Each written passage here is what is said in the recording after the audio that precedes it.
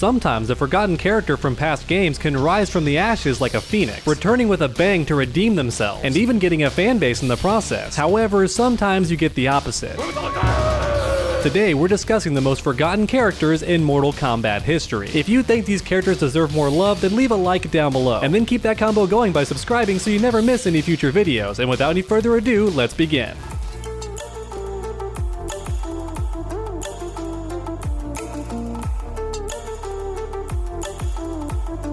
Looking for cheap software like Windows 11 for less than $3? Well, Royal CD Keys has you covered. Don't forget to use my code TrueUnderdog for 10% off. Within minutes, Royal CD Keys emailed me the download link and the license key. Their website has amazing deals on software and even video games like Dragon Ball FighterZ for less than $10. Purchasing software and games is fast, easy, and safe with Royal CD Keys, and I can't recommend them enough. First up, let's talk about Darius. If I'm being honest, he looks like a fan-created character. If I never played Mortal Kombat Deception, I would think this guy was made in the Creative Fighter from Armageddon. But nope, he's definitely real, and as you can tell, he is a giant Blade ripoff. Because when Deception came out, Blade was a very popular character, and Midway wanted to capitalize. However, unfortunately, Midway did not go far enough with the parody, and as a result, Darius falls short in every possible way. His attacks are dull and uncreative, his lore is extremely boring, and as we already mentioned, his design is not fun to look at or very original. And as a result, it's no wonder why this character never came back. In fact, I don't think he's even mentioned in any of the NetherRealm games. And honestly, I don't want this character to ever come back, and I think Fighter's Den said it best. So Jax wasn't in this game,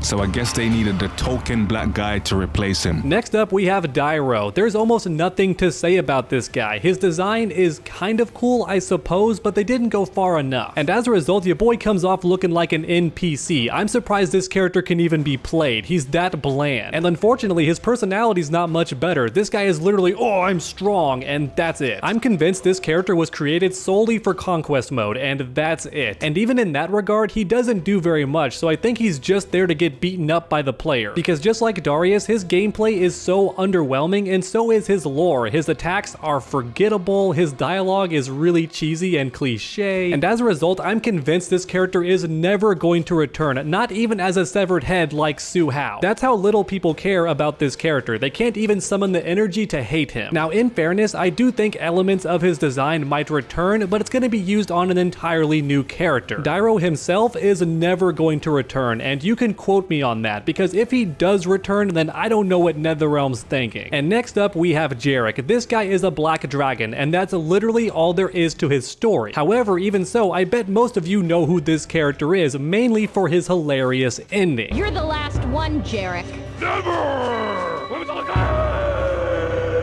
That short clip right there was all it took to make this character famous. Almost nobody knows his moves or even his lore, but everybody has seen that ending. Just like Dyro and Darius, there's not much else to say about Jarek. He's a very bland and uninteresting character. Just like every character mentioned before, I think Jarek was made solely to be beaten up, and that's about it. But they also had to make him playable, so they did what they could. And as a result, he's going to remain one of the most forgotten characters in Mortal Kombat history. Outside of that ending, no one's gonna know anything about him. And now it's finally time to talk about Kai. I'm gonna be completely honest, I forgot this character's name because nobody ever plays him, which is honestly a bit bizarre because I think his design is actually somewhat cool. I'm a big fan of the arm paint. And what's even more shocking is this character's ending has a big impact on the lore. Raiden gives him his staff and wants him to take over. However, Kai turns him down and decides to go on his own journey instead. This character had so much potential, but for whatever reason, he was left out of every single game afterwards until Armageddon. And that's only because Armageddon has every character that was ever playable in past games. That's the only reason he shows up at all. It's been a long time since I've played Armageddon, but I don't think Kai does anything interesting in the Conquest mode or anything like that. And if I'm being honest, his new design sucks in Armageddon. I really don't like it. I prefer the original look from MK4. I know it's really simple by comparison, but sometimes simple can be better. And now before we move on to the honorable mentions, I want to talk about Li Mei. This character had so much potential, and believe it or not, she was originally Liu Kang's replacement. And that's because Liu Kang dies at the start of Deadly Alliance. But Midway still wanted to have that one character who yelled a ton and did a bunch of kung fu moves, and that's why they added Li Mei. And Li Mei doesn't just sound like Liu Kang, she also has her own version of the bicycle kick, where she punches instead. It looks really goofy, but I understand what they were going for. They wanted Li Mei to be similar but different from Liu Kang. That way she was fresh but still familiar for everyone who wanted that gameplay style. And if I'm being honest, this character had potential. Her gameplay was somewhat fun, and I do like her design a lot. It's very original, especially the pants. But guess what? Midway killed her in her own ending. Yeah, her very first game, and they killed her right away in her own ending. I cannot put into words how disrespectful that is. I could understand her dying in somebody else's ending, but for Midway to kill her in her own ending after you finish the arcade ladder is absolutely ridiculous. It's her first game, and she's meant to replace Liu Kang, which means in a weird way Liu Kang dies twice. He dies in the intro, and then his parody dies in her own ending. How ridiculous is that? I might make an entire video on how developers hate Liu Kang, because I'm not sure why it is, and I want to start digging. Now thankfully Li Mei does return in the following games, but guess what? She's turned into a harlot. She literally sides with the main villain and becomes his queen. Once again, mad disrespect from the developers. She is either dead or a traitor in her endings. That is ridiculous. And the disrespect keeps on coming. In fact, it transcends other developers because NetherRealm also crapped on this character. Li Mei shows up in Mortal Kombat X, but guess what? She's not playable, and she's not even fighting in any of the cutscenes. She says a couple of lines and then she dips, which is already bad enough, but then on top of that, she looks pretty ugly, if I'm being honest. What a weird looking character model. The concept art looked good, but not the character model. I'm not sure what happened there. And you might be thinking, well, at least she shows up in the Battle of the Realms movie, but does she?